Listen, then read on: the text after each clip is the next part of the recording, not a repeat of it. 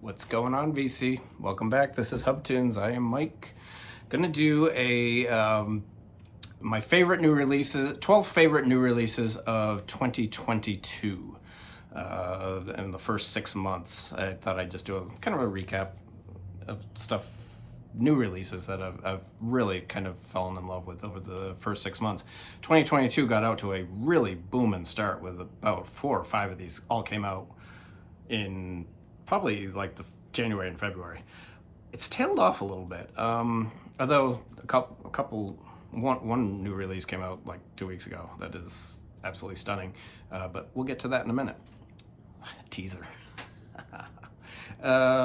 So yeah, we'll just do it. My 12 favorite new releases so far in 2022. This is Midlake. The name of the album is For the Sake of Bethel Woods. Midlake is a band out of Denton, Texas. This is on clear vinyl. They're out of Denton, Texas, and I think they kind of base in Austin. They have backed up. They've backed up several artists. They were a backup on John Grant's album Queen of Denmark, I believe. Could be wrong, but one of John Grant's early albums, they were the backup band for him. They are a folky, kind of a folky alternative band. They're really interesting, kind of a soft vocal, really interesting. This album is good. It's not my favorite of theirs, but this is one of my favorites of the year so far. I really, really enjoy it. I just have to be in the mood to listen to it. It's not something you just throw on and like dance around and have a party, and it's not party music. It's something you need to kick back on the sofa and really listen to. My favorite album of theirs is The Trials of Van Occupanther. It is a terrific record, and it's probably been out. It came out a long time ago, maybe 15 years ago. I could be wrong on that, but it's been out a long time. Really interesting band, Midlake.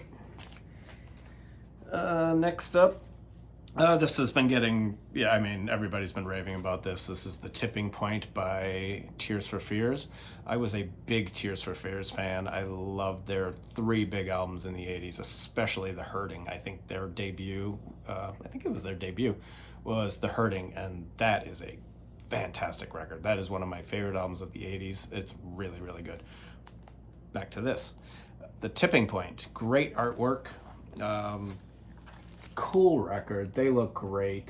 I saw them in concert a couple years ago. They opened, Hall & Oates opened. No, they opened for Hall & Oates. Thank God, because Hall & Oates were horrible. We left after like 3 songs, but Tears for Fears were wonderful, absolutely wonderful. They sounded great. They played this is about, it's before the pandemic, so maybe it was about 3.5 years ago we saw them, and they played a couple of songs from this record that just came out, and everyone in the crowd was like, these are great. They flowed seamlessly with the old stuff. And Tipping Point. This is probably everyone's surprise record of the year. I think it's great. Really cool stuff. Tears for Fears. Next up is the follow-up to the great debut. This is called Ants. Ants from Up There. This is Black Country New Road. Really interesting record. I don't like it as much as the debut. The debut was the surprise hit of last year, and then this comes out, and the lead singer left the band right before it came out. I don't think they're touring. I could be wrong, but I'm not sure I don't think they're touring. But this is an interesting record. It takes a lot of listening to, but I loved the first record. I thought the first record was phenomenal. This is on an interesting blue, kind of a blue. It's translucent. It's translucent blue. Fun record. Interesting stuff. Very interesting band. It's going to be cool to see what they do after the lead singer left the band. But again, I do like the debut better, but this is solid second release. This is a great record. This is something totally different than what I've shown so far. Emma from 8 Vinyl Low turned me onto this. This is Jack Broadbent. This is a bluesy rock record, kind of Americana. I believe he's British, but it's very Americana, very in the likes of maybe Clapton, a little bit of Little Feat mixed in. It's a really cool record. Good bluesy Americana record. Jack Broadbent. It is called Ride. Excellent record. Next up, this is a band. I don't know how I got turned on to this band. I still haven't figured out how I've gotten turned on to this. But this is a band called The Cheer Incident. And this is called Here Comes the Sunset.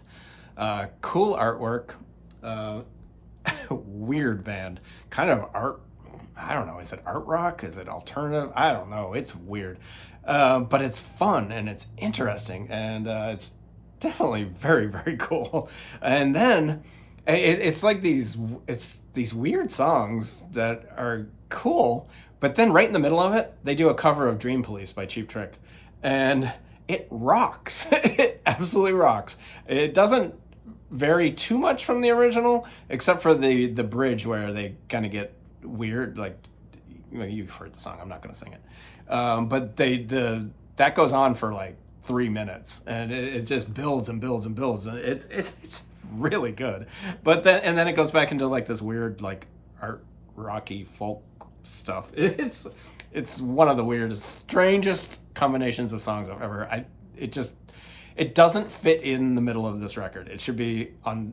I don't even know how it got to be in this band. I mean, but Dream Police, great song. Interesting record, really cool. Cheer Incident, Here Comes the Sunset.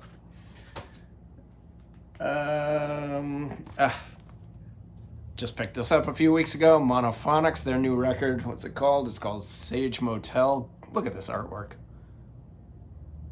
Awesome artwork. This is R&B soul. They call themselves psychedelic soul, psychedelic R&B. I don't think they're all that psychedelic. But whatever they want to call themselves. I actually, my good friend is, his nephew is the trumpet player in this band. His name's Ryan Scott, and he's one of the founding members, I believe. And he is an unbelievable trumpet player. This is a fun soul R&B record. All their records are really good. I highly recommend it. We were supposed to go see them in concert a couple weeks ago, and they had to cancel. I don't know why, but they canceled. But they did reschedule for October, so we're gonna check them out. Wow, that's cool. It's translucent. It doesn't look translucent. Well, I guess it does. But translucent vinyl, kind of a goldish pea color. Great band, really cool. If you like 70s R&B, you'll fall in love with that record. I highly recommend it. It's one of the best of the year. I'm putting this in here because the vinyl didn't come out until, I believe, March of this year. The actual record she released this in October or November of last year, but the vinyl came out this year. And this is Black Acid Soul by Lady Blackbird. She's getting some pub now. I do see her around a little bit, getting some pub. She's a crazy, wonderful looking woman, and her voice is stunning, absolutely spectacular. If you like Nina Simone, if you like stuff like, she does actually some Nina Simone on here. If you like that type of music, just Nina Simone. If you like Nina Simone, pick this up. This is Lady Blackbird, Black Acid Soul. I would love to see her in concert. I don't know if she comes to the States. I have not seen her yet. Okay, we're getting into the top four. This came out this last week, and it has quickly gone into my top 4 records of the year, and this is The Smile. I know I just showed this a few weeks ago, but wow. This is Tom York, Johnny Greenwood, and the drummer from Sons of Kemet, who is a really good drummer. This is a killer record. I've said this before in many videos. I like solo work from members of Radiohead more than I like Radiohead. I love Johnny Greenwood's solo stuff. I love Philip Selway's 2 solo albums. They are absolutely stunning. What is it called? Familial. Check out his first. I think he only has 2, but Philip Selway's solo records are great. And then the one that came out the other a couple of years ago, I forget the name of it. Really good stuff. I love solo Radiohead members. But this is terrific. This sounds like Radiohead, obviously with Tom York on vocals. The bass work on here, on some of these songs, the bass work on is funky, funky, funky. I love it. And the drumming is smoking. Absolutely phenomenal record. This came out of nowhere for me. It is on yellow vinyl. A lot of colored vinyl today. It's on yellow vinyl, and it sounds excellent. The sound on this is really, really good. So, yeah, if you guys haven't picked this up yet, I know it's getting a ton of buzz in the VC. Another channel. Highly recommending this. Next up, a great comeback.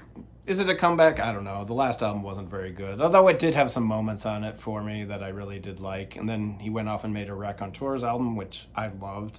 But this is Jack White. This is, I don't even remember the name of it, but look at this artwork. Great artwork. Jack White's new album. Funky, just typical Jack White. It is really, really good. I don't think it's on color. I don't remember if this is on colored vinyl or not. This is a return to form, if you ask me. I just think I love his first 2. I was not a big White Stripes fan, but when he released his first solo record, I fell in love with it. And then the second one, Blunderbuss, and what was the other one? Lazaretto. I love those records, and this is right in line with those. This is absolutely terrific, and he is, I say what you will about Jack White. I know people don't like him and all that. I know there's a lot of people out there, but man, he is an interesting composer. What he does and how he arranges stuff, I'm blown away. I still am fascinated by this guy's brain and the way he puts things down and gets it all on record. I just think he's phenomenal. Next up, okay, there's 2 left, and I'm really not sure. These are going to probably be my 2 favorite records of the year, come year end when I'm doing this video in 6 months. This is Spoon. This is Lucifer on the Sofa. It is one of the best Spoon albums in... First of all, there's no bad Spoon album. They're all absolutely great. This one, probably the best in the last 10 years. I absolutely love it. I just got the black variant. There was a orange and like cream colored one, or orange and black. I didn't get that, but this is just a great record. Great artwork. Again, another record with great artwork. I did get to see them on this tour earlier in the year, and what a show. What a show. Absolutely wonderful. I hadn't seen them in probably 10 years. I used to see them a lot when they first were starting, but this band, really cool, so consistent, absolutely consistent. They never make a bad album. And then my favorite album so far this year, and I just absolutely love this. I was so upset that their tour got canceled. They are coming back to the States in, I think like, I think it's like October of next year. No, maybe it's in July of next year. But anyway, it's been rescheduled, but it's a long way off. I mean, maybe they'll have a new album out by then. But this is Extreme Witchcraft by Eels. And again, great artwork. Eels, a terrific, terrific band. Eels is basically one person. This is just classic Eels, right up there with their best records. I absolutely love it. And it's got some cool artwork. A little poster came with it. I know Mazzy got the deluxe. I was really upset when this came. I don't know if you can see that, but it's got a seam split. But I'm not sending it back for that. Mazzy got the, it's just got the lyrics on the inside. Massey got the deluxe box set, which came with a whole bunch of tchotchke and everything, which I really didn't need, but it looked pretty cool. And this is a great, great record. Eels. Eels. Eels. Eels. Someone's going to yell at me in the comments. Eels. Great, great record. Extreme Witchcraft. Highly, highly recommend this. And that's it so far. We're into July, and hopefully we get some new stuff out. It's been a little quiet the last month or so. So, yeah, always on the lookout for new bands. If you have any suggestions, down below in the comments. You guys stay safe and have a good one. Bye.